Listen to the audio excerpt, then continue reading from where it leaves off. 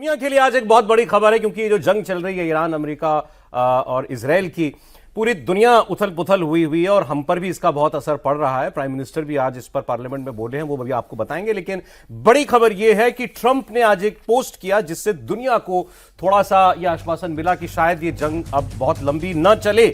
ऐसा ट्रंप के पोस्ट से लग रहा है। ट्रंप ने ऐलान करते हुए कहा कि हमारी और ईरान की पिछले 2 दिनों में काफी अच्छी बातचीत हुई है और वो बातचीत हुई है regarding a complete and total resolution of our hostilities in the Middle East. मतलब इस पूरी जंग को लेकर के, इसे खत्म करने को लेकर के बातचीत हुई है और आगे अगले 5 दिनों के लिए मैं ईरान के उनके एनर्जी इंफ्रास्ट्रक्चर, ऊर्जा जो संयंत्र हैं, उनके पावर प्लांट्स हैं, उस पर हमले को टाल रहा हूं। यह आदेश मैंने अपनी डिपार्टमेंट ऑफ वॉर को दे दिया है।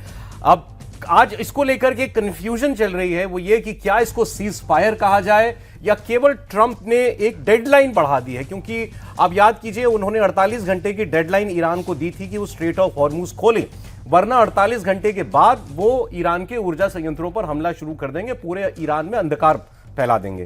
तो वो डेडलाइन जो थी अब कुछ घंटों के बाद खत्म होने जा रही थी। अब वो कह रहे हैं कि मैंने वो फैसला, यानी कि उनके पावर इंफ्रास्ट्रक्चर पर हमला करने का फैसला 5 दिन के लिए टाल दिया है। और इसमें बड़ी बात यह है कि बातचीत हो रही है, वो कह रहे हैं ईरान के साथ।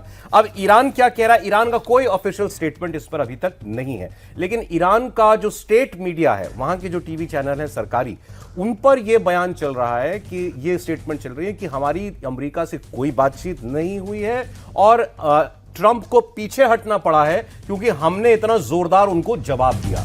क्योंकि ईरान ने भी इस अल्टीमेटम के जवाब में यह कहा था कि अगर आप ऐसा करेंगे तो फिर आस पड़ोस के जितने ये और देश हैं, इस्लामी देश हैं, इनके भी जो ऊर्जा संयंत्र हैं वो हमारे लिए लेजिटिमेट टारगेट होंगे, हम उन पर हमला करेंगे, नुकसान इनको भुगतना पड़ेगा।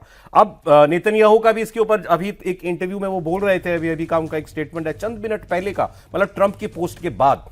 और नेतन्याहू ये कह रहे हैं कि ईरान को इस बात का एहसास है कि इस लड़ाई में हम ऊपर हैं और वो नीचे है। मतलब वो ये जंग हार रहा है, इस बात का एहसास ईरान को है, ये नेतन्याहू कह रहे हैं। लेकिन आइए इससे ही शुरू करते हैं, सीज फायर या केवल कुछ वक्त की मोहलत जिसमें दुनिया थोड़ी सांस ले रही है और इससे ज्यादा कुछ नहीं। प्रदीप जी कैसे देखें? नहीं, बिल्कुल सांस लेने वाली ही बात है। और इसको सीज फायर मतलब अमेरिका को भी समझ में आ रहा है कि इस जंग को लंबा खींचना उनके बस की बात नहीं है, क्योंकि बात केवल अमेरिका और इजराइल की नहीं है।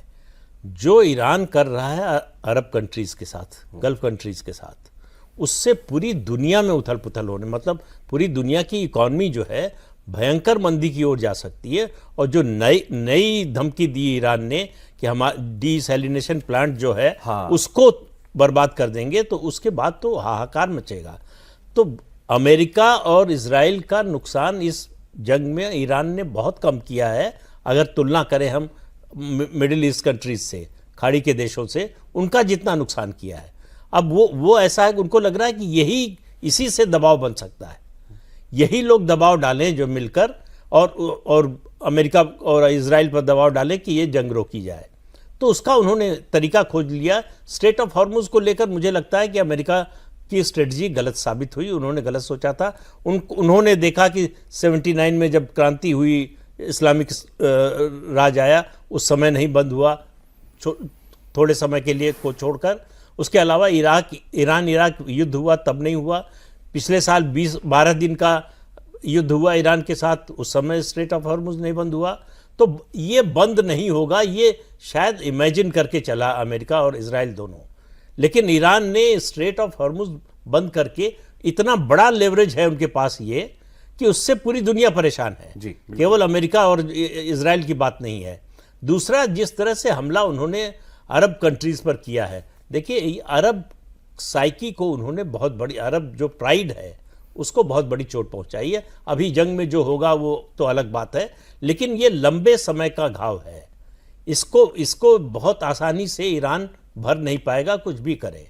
तो उसके और मुस्लिम देशों, उसके और बाकी मुस्लिम देशों के बीच में ये मतलब जब जंग शुरू हुई थी तो माना जा रहा था ये जो है वो इस्लाम वर्सेस जो है, आप यहूदी कह लें, क्रिश्चियन कह लें, वो जंग है। लेकिन जो लड़ाई का नया स्वरूप बना है उसमें इस्लाम वर्सेस इस्लाम ही हो गया है।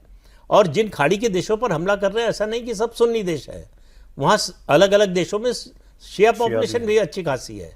तो इसलिए ईरान को जो सिंपैथी सबसे ज्यादा मिल सकती थी वो अरब देशों से मिल सकती थी, जिसको उसने खो दिया है। और दुनिया के बाकी देश भी, अब देखिए, अब जर्मनी, इंग्लैंड, फ्रांस, ये सब तैयार हो रहे हैं कि स्ट्रेट ऑफ हॉर्मुज की सुरक्षा के लिए हम सहयोग करने के लिए तैयार हैं, जो बिल्कुल खिलाफ थे। खासतौर से इजराइल के तो बहुत ही ज़्यादा खिलाफ थे, किसी भी हालत में इजराइल के साथ जाने को तैयार नहीं थे। लेकिन ये स्थिति पैदा कर दी ईरान ने। और ईरान देखिए, मिलिटरीली तो जो है अमेरिका और इजराइल की जो मिलिट्री माइट है उससे लड़ नहीं सकता, लेकिन उसकी न्यूसेंस की वैल्यू बहुत है। उन्होंने एक तरह से अपने को फिदाइन बना लिया है, बिल्कुल, कि हम अगर डूबेंगे तो सबको लेके डूबेंगे। तो उसकी वजह से जो है पूरी दुनिया परेशान है। दुनिया, जिन देशों का इस जंग से दूर दूर तक कोई लेना देना नहीं है, उनकी भी हालत खराब है। तो इसलिए इस समय दुनिया में मुझे नहीं लगता कोई देश ऐसा होगा जो चाहता होगा कि ये जंग चले। आपने जैसे कहा ना, वो पानी के एक रास्ते को रोककर पूरी दुनिया को बंधक बना लिया ईरान ने।